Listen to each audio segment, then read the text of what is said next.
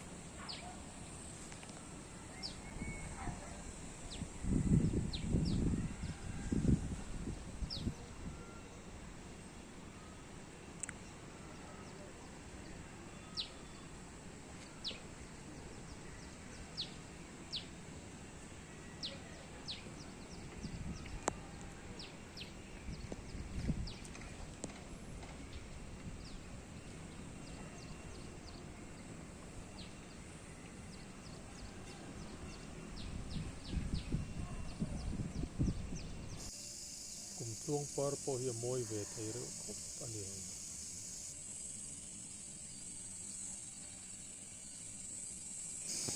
hei hi toito par ani kelban par pawh hi lo mawi ve thei viu mai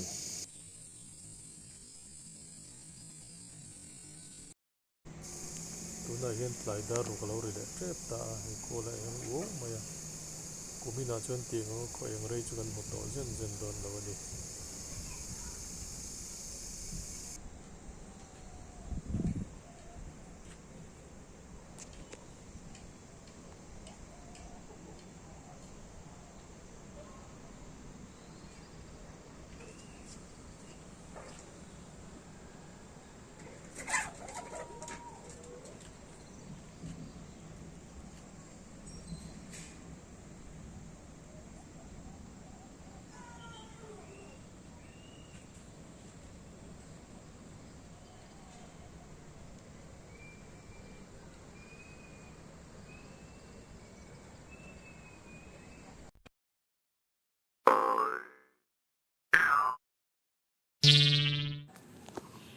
kan channel te min lo clear sa ka kan lom em em ani min lo like min lo subscribe sak ve don dia